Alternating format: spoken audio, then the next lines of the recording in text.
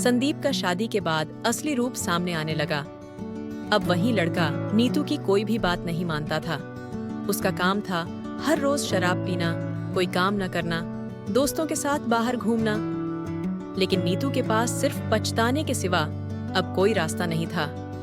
शिकायत करती भी तो किससे करती, क्योंकि उस लड़के से शादी करने के लिए उसने अपने माँ बाप को नाराज ही नहीं, उनसे हमेशा के लिए नाता भी तोड़ लिया था। उस लड़के से शादी करने से माँ बाप बहुत नाराज थे। ऐसे करते 1 साल निकल गए और संदीप के रंग दिन पर दिन बदलते गए। नीतू के माँ बाप इतने नाराज थे कि उसकी शादी से पहले ही बोल दिया था कि हम तेरे साथ कोई रिश्ता नहीं रखेंगे। शादी करने के बाद नीतू को मंजूर था कि आप रिश्ता ना रखो, पर मुझे शादी उसी से करनी है। ऐसे ही एक शाम को संदीप को दोस्तों के साथ बाहर जाना, घूमना फिरना और मौज मस्ती करना और शराब पीकर घर लौटने की आदत थी, तो उसने मोटरसाइकिल उठाई और दोस्तों में शराब पीने चल पड़ा। नीतू ने उसे बहुत रोका, पर वह लड़का रुकने वाला कहाँ था। आखिरकार वही हुआ जिस बात का डर था। सुबह 9 बजे पुलिस का फोन आया कि आपकी इस नंबर की बाइक का एक्सीडेंट हुआ है और इस लड़के की एक्सीडेंट में मौत हो गई है। नीतू इस टाइम 7 महीने की प्रेग्नेंट थी। संदीप ने इतनी पी हुई थी कि उसे पता ही नहीं चला कि संदीप ने खड़े ट्रक में उसने बाइक दे मारी। बाइक लगने के बाद उसका सिर सड़क पर लगते ही उसकी मौत हो गई। अब नीतू के पास पछताने के सिवा कुछ नहीं था। बस उसकी जिंदगी सिर्फ भगवान के भरोसे थी। और उसकी मौत के बाद उसने एक बेटी को जन्म दिया। नीतू सिर्फ 24 साल की थी। एक बार सोच कर देखो, 24 साल की उम्र में शादी भी कर लेना, एक बच्चे की माँ भी बन जाना और विधवा भी हो जाना।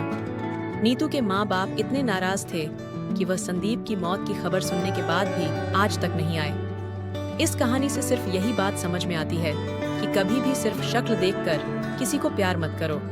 अब फेसबुक पर किसी की शक्ल देख सकते हो, उसके गुण नहीं। प्यार करने से पहले उस इंसान की परख भी कर लो। सिर्फ प्यार से जिंदगी नहीं चल सकती। जिंदगी हमेशा तालमेल और बैलेंस से चलती है।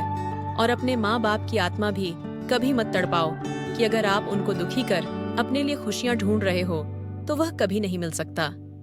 नीतू तो अपनी बेटी के साथ जीवन काट रही है। अगर संदीप सच्चा प्यार करता तो वह नीतू की हर बात मानता। वह शराब पीने के लिए नीतू को इस हालत में छोड़कर न जाता। उसने जाने से पहले एक बार भी नहीं सोचा। जिस लड़की ने अपना घर और माँ बाप तक छोड़ दिया, मेरे लिए उसको भी टाइम दूं। प्रेगनेंसी की हालत में छोड़कर क्या दोस्तों के साथ शराब पीना जरूरी था? अगर वह चाहता तो अनहोनी टल भी सकता थी, पर नहीं। अगर सच्चा प्यार होता तो यह सब संभव होता।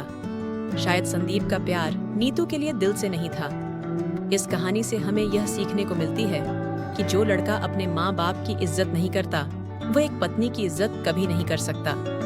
अगर आपको कभी भी किसी लड़के को परखना हो तो सबसे पहले यह देख लो कि वह अपने माँ बाप से प्यार करता है कि नहीं। तभी वह आपको सच्चा प्यार कर सकता है। जो अपने माँ बाप का नहीं हो सकता, वह पत्नी का कभी नहीं बन सकता।